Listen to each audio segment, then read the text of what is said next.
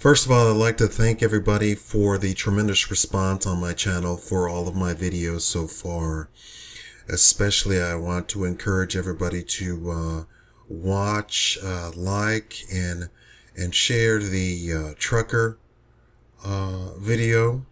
They are fighting really for our freedoms. They really are fighting. I would say more so than anything the military is doing. Today I want to talk about security. I want to talk about your security, specifically cyber security.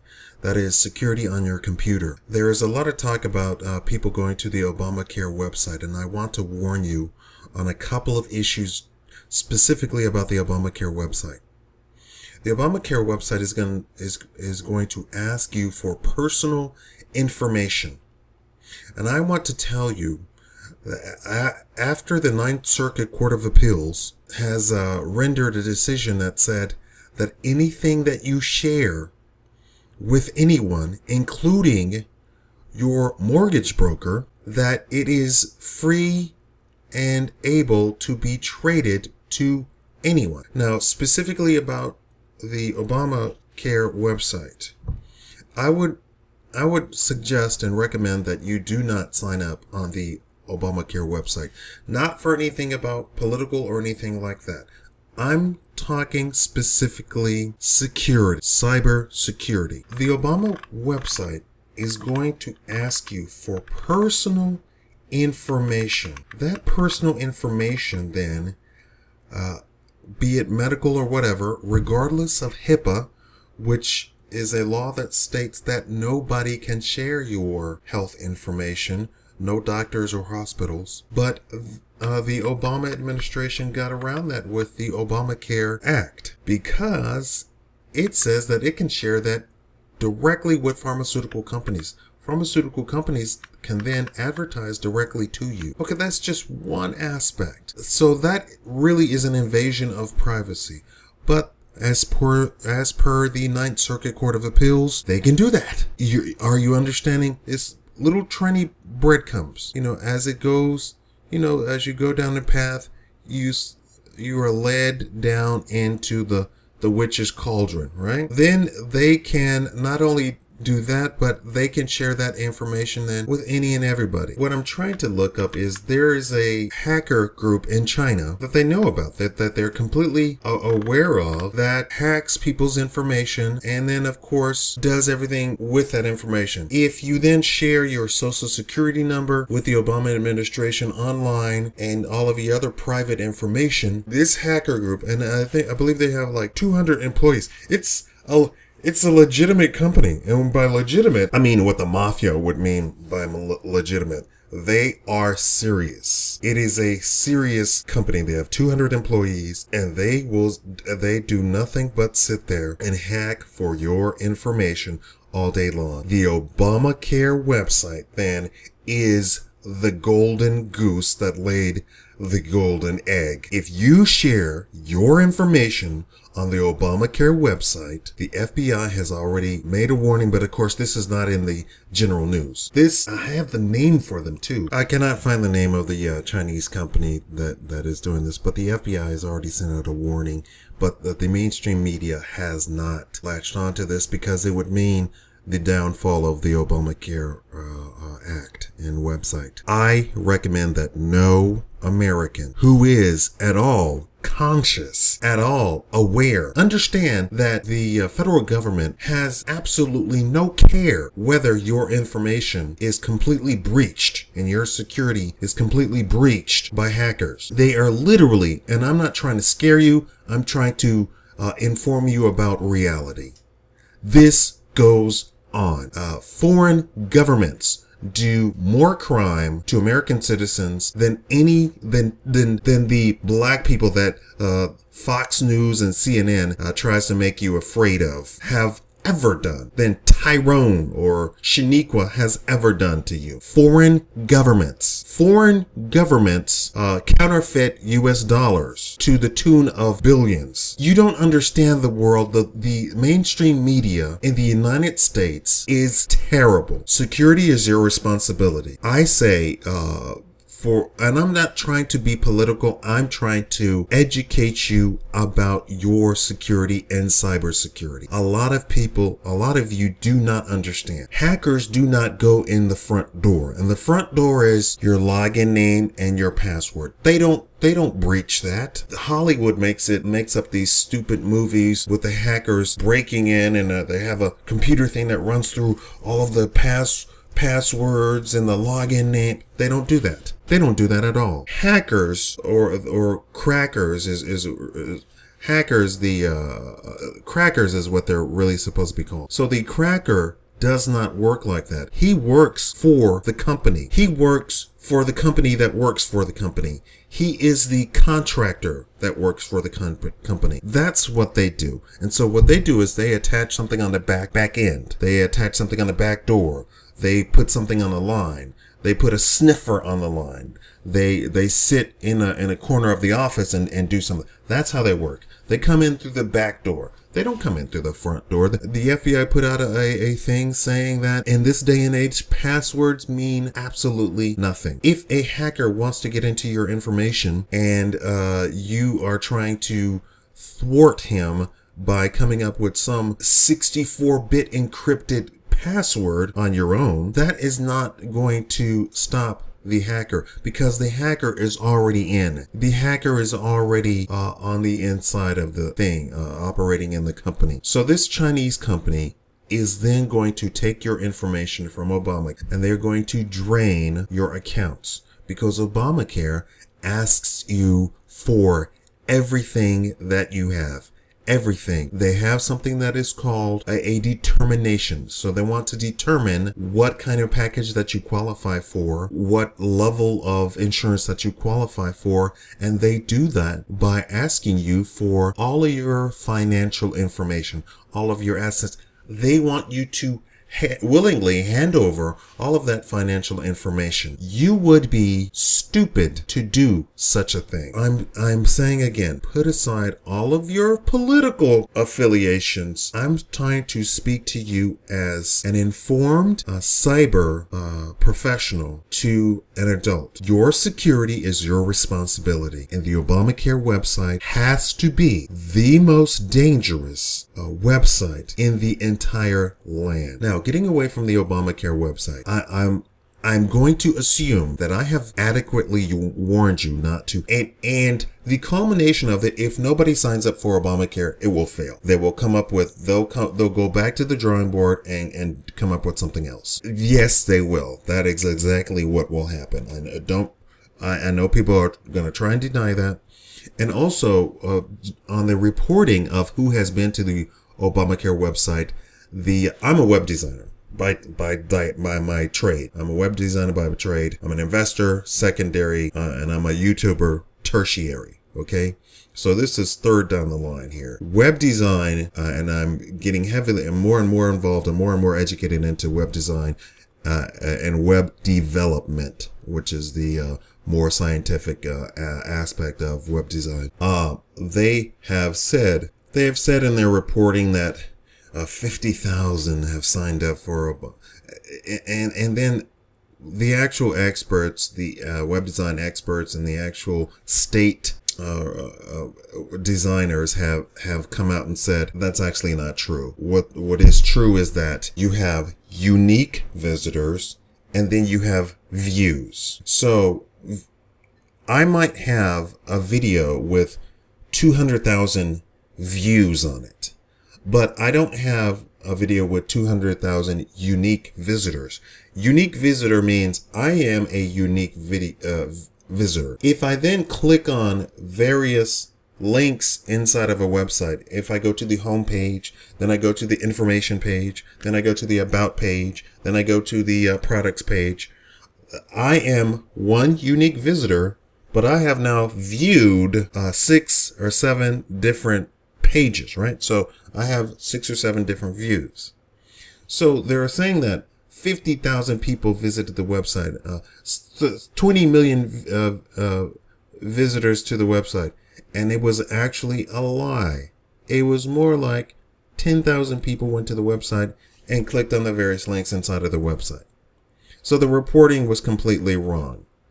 And then they said that, we had 10,000 people signed up for Obamacare. And then the report came back and said, no, it wasn't.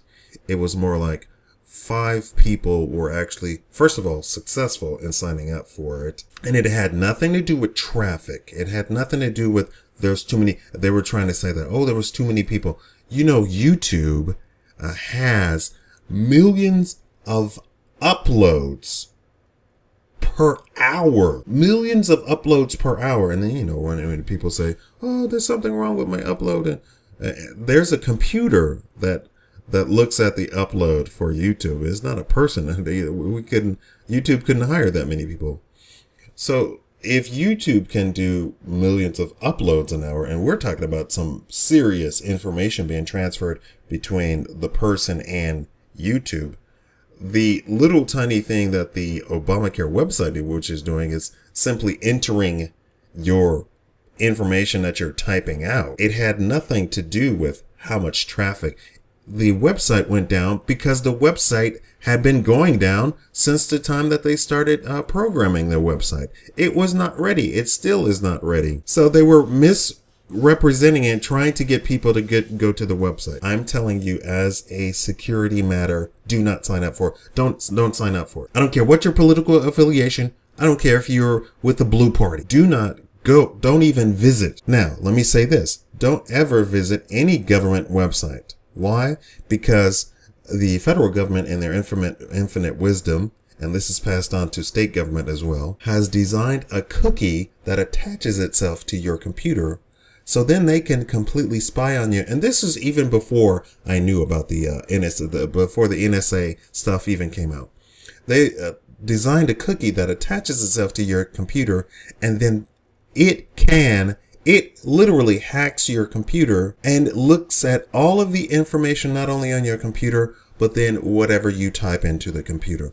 This is a nasty piece of business. Every website says that you agree to attach this cookie to it's hidden somewhere. It'll be on the about page or the information page, but it will go into detail and tell you exactly what the cookie does. The recommendation is that you go to the public library. If you ever want to go to a government website, go to a public library. I can do it on my computer because I have sniffers on my own computer. I have sniffers on my computer that block any and all scripts. I block all programming. I block everything on websites. I block it. And not only that, I have redundancies. I have 3 different things that block it. So if it gets through one, I have another alarm that comes up. But I am a web designer, so this is what I do for a living. Now, so if you go to any government website, make sure you do it at a public library. Don't do it at your personal computer at home. Never do it at personal. I don't care if it's the Library of Congress. It doesn't matter. That cookie is attached to each and every government website that's federal and state and city. They have come up with this and they have spread this around. And by you going to their website, you automatically agree to put those cookies up. Your security is your security. The Ninth Circuit Court of Appeals said if you share your information, that information is open and available to anybody, and they are able to sell it or do whatever they can with it. That means they can sell it to all of those spammer calls that you get, all of those cyber calls, all of those spammer calls, all of those spammer emails. I would recommend that you get a junk email. If the website or whatever ever needs an email, you send it to a junk email that you really don't care about. Create a junk email specifically for doing that. Once again, don't go to any government website, including Obamacare. Number 3, do not sign up for Obamacare. It is a security mess. You are simply asking to be hacked. And I don't mean hacked. I don't mean like a little tiny thing. I mean, you are asking for your information to destroy your known way of life to be put into the hands of any and everybody on the internet. And I'm talking about serious hackers who want to do serious things with your information. I cannot stress this. Do not sign up for Obamacare. Don't even visit the website. And don't go to any government website on your personal home computer. I'm just trying to do this just for you. And I said, I don't care about your party affiliation or anything like that. Thank you for watching the Shakaama Live Show. Please like this video, share this video, because I don't think, thank you so much for watching. Like the video, share the video, and subscribe if you haven't already. The new healthcare website's not getting off to a great start, and our next guest says the way the website is designed, hackers could easily steal your identity. You could even lose your life savings if you do sign up. John McAfee is a computer programmer and founder of the McAfee Computer Software Security Company, and he's my guest. Good to see you, Mr. McAfee. Good to see you, Gretchen. So how does somebody lose their life savings by signing up for Obamacare? Well, the hacker aspect is only one of the problems, as we well know. Most people can't even log on to the system successfully. It is so complex and error-ridden. But there are no safeguards to prevent anyone, you, me, anyone who can develop a website, and that only costs a couple of $100s, and pretend to be an examiner, an agent, and you can log on. I will ask you for your Social Security number, your date of birth, everything that I need to, an hour later, empty your bank account. And this is going to happen, and it's going to happen very soon. Nothing in the Obamacare system safeguards against this. Well, why? Why? You know this from setting up the giant kind of programs that you have.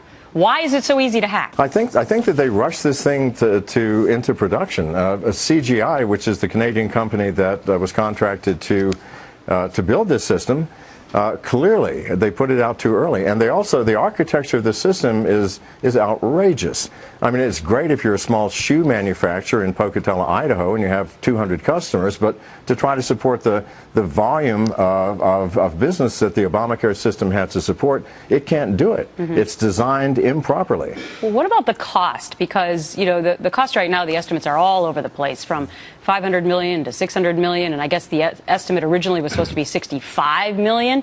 You know how much these things cost to put together. Is that accurate? Well, that is accurate. I think the original contract for CGI for the software alone was $90 million.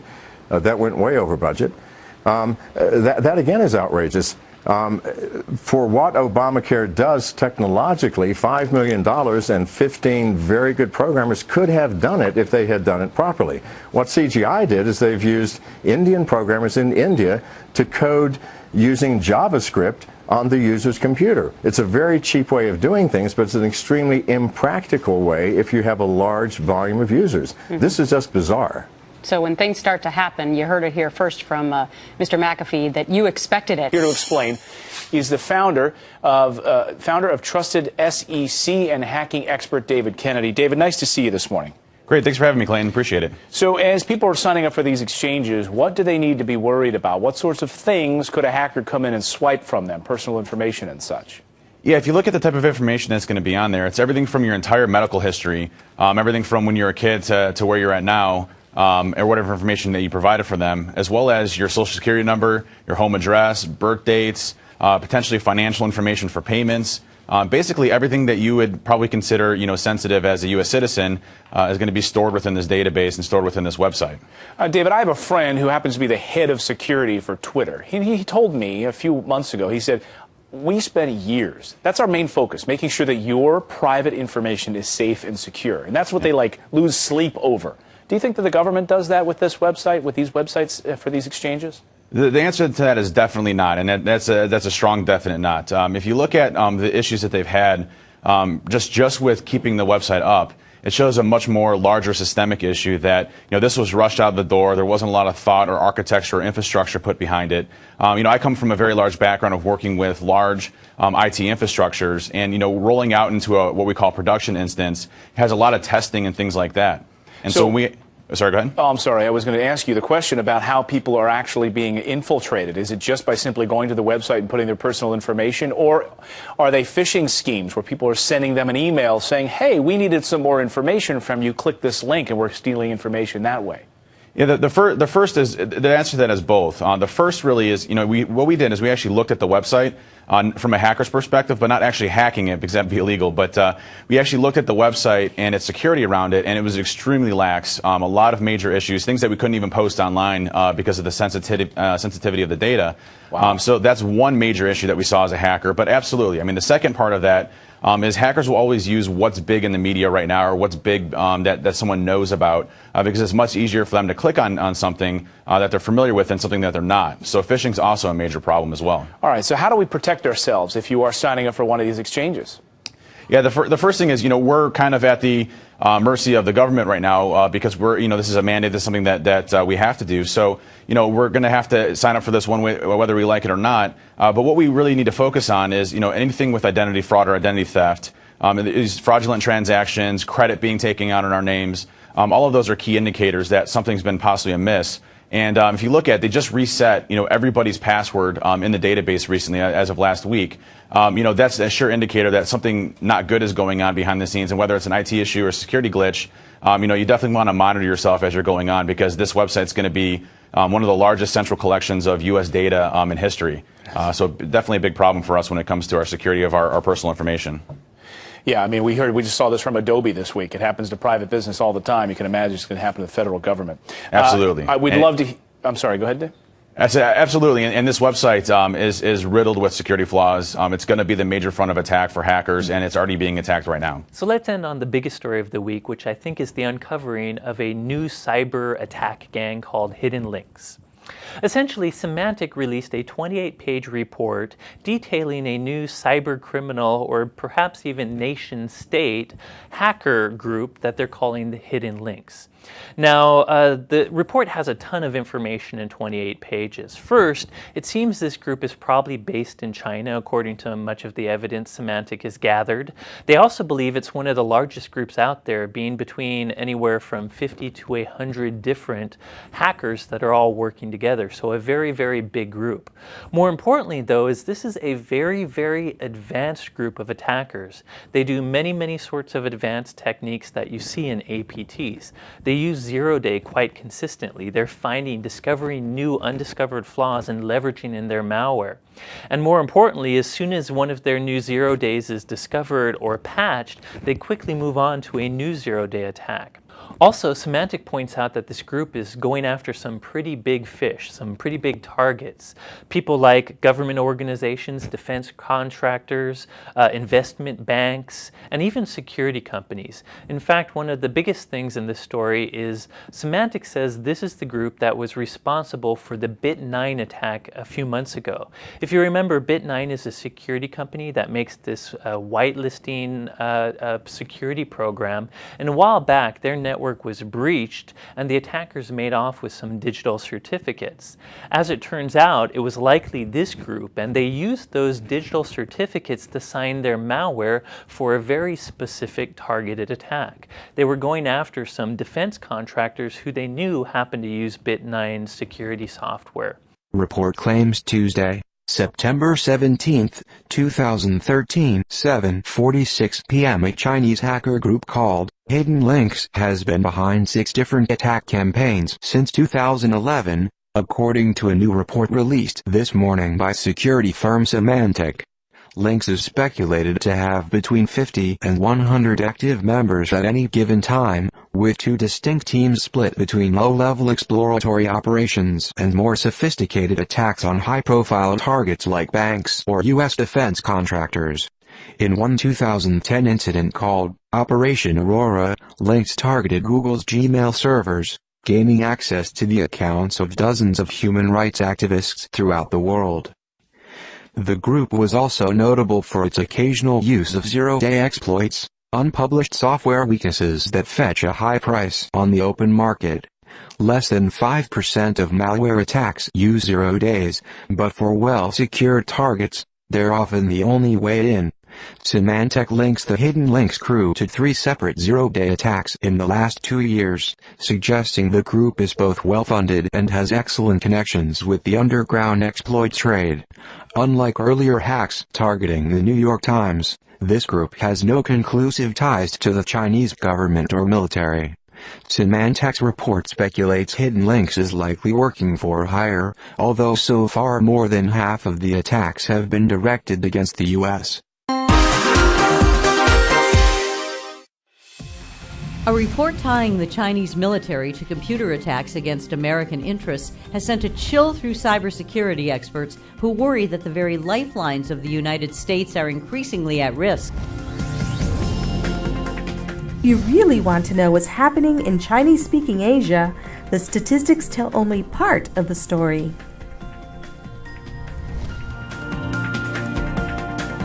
An official shadowy Chinese hacker group is reportedly responsible for more than 100 high-level attacks against major corporations and governments. A new report issued by Mandiant, an American computer and technology security firm, has found that an alarming number of cyber attacks against the United States are linked to China's People's Liberation Army. 60 pages of evidence in our report, including 3,000 digital indicators, an actual video of the attackers doing their dirty work on victim machines. So this is not a baseless, casual allegation. This is based on 6 years of research, and we provide a lot of data to back up our assertions. Walk me through the victims back in the United States who actually were the targets. Is it government targets? Is it corporate targets? Is it individual targets? Sure, it's actually mostly commercial, corporate targets. It's really a who's who of American companies. Of the 141 victims worldwide, 115 of them were in the U.S., and it's a blue chip roster of companies in aerospace, defense, transportation, financial services, biofuel, clean technology. 20 different industries that we counted were targeted by this group, APT1. You name this group Comment Crew. Talk to me about Comment Crew and sort of how they came together and what they do. Right. Comment Crew is a name that a lot of security researchers have given to this group that we call APT1. They're called that because of the way that they do what's called command and control, the way they talk to their servers on the internet. But what's most important is the evidence we've provided that links this Comment Crew, or APT1, to a unit of the Chinese People's Liberation Army, Unit 61398. That's important because this is the first time that researchers like Mandiant have been able to establish that link. We've long thought that these attacks have come from China. Now we've given evidence to show that not only do they come from China, but they're actually sponsored by the Chinese government. So, Mr. Summers, Ron Brownstein from National Journal, is the response only to toughen our defenses, or can you go on the offense once you know what the target, who is generating the attacks? Yeah, we actually don't advocate going on the offense. We think that creates more problems than it solves. It's a really popular thing to talk about nowadays. But we believe there's no technical or legislative problem or solution to this problem. We think it's going to be a combination of better defense by organizations, but also diplomatic pressure that Washington can bring to bear on Beijing on this matter. When you listen to the Chinese officials, their answer in part has been, yeah, well, we're the target of U.S. hacking, so there. So how do you bring diplomatic pressure if that's kind of the starting point? I think it's very different. Certainly they're alluding to things we've all read about in the past where certain countries are attacking other countries. But never before have we seen one state-sponsored entity like Unit 61398 of the Chinese PLA attacking helpless commercial organizations in other countries. This is not government against government. This is a very well-financed, well-resourced government entity attacking organizations who aren't prepared to deal with that kind of an onslaught. That's a really scary report. All right, Grady Summers with us this morning. Thanks. China's state-run broadcaster, CCTV, may have proven that the Chinese regime engages in cyber warfare. The station aired a program in July that appears to show that the regime's military is actively involved in attacking dissident websites hosted overseas.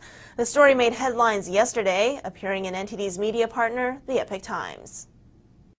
The Chinese regime has long denied any involvement in cyber attacks, but a recent program by state-run CCTV may prove otherwise. A mid-July segment about the Chinese military reveals a top military university is engaged in cyber attacks against U.S.-based entities. The telling footage may have been easily missed.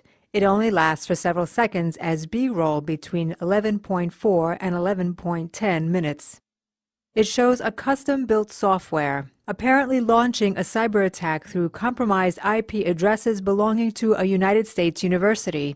The target is websites of Falun Gong, a spiritual practice persecuted by the Chinese Communist Party. The footage shows that the Electrical Engineering University of China's People's Liberation Army built the software. It incorporates a list of Falun Gong websites appearing in a drop-down list. The computer operator chooses minghui.org, one of Falun Gong's main websites hosted in the United States. The operator then clicks on Attack before the screen cuts away to another shot. This is an attack system. The entire software targets Falun Gong websites. While the CCT talks about cyber attacks, it's revealed that the regime is researching this. CCTV is showing this. They can't claim someone is making this up, right? This is in fact the first time China has admitted it's researching this type of attacks, and it's done by a military university. Others say the attacks show the Chinese regime's persecution of Falun Gong has an impact worldwide. It's actually extended this cyber warfare overseas. Because Falun Gong is practiced in more than 100 countries around the world by people of different nationalities, so in fact this persecution is directly threatening citizens of other countries. In July, cybersecurity company McAfee announced a state actor has been carrying out an unprecedented campaign of cyber espionage affecting dozens of organizations and governments worldwide. The Chinese regime has deflected accusations it's behind the attacks. This apparent CCTV slip-up could be a blow to those denials.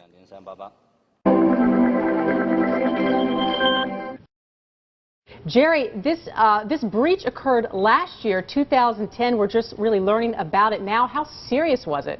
Well, it's pretty serious, and it's a fairly amazing story in the Journal today.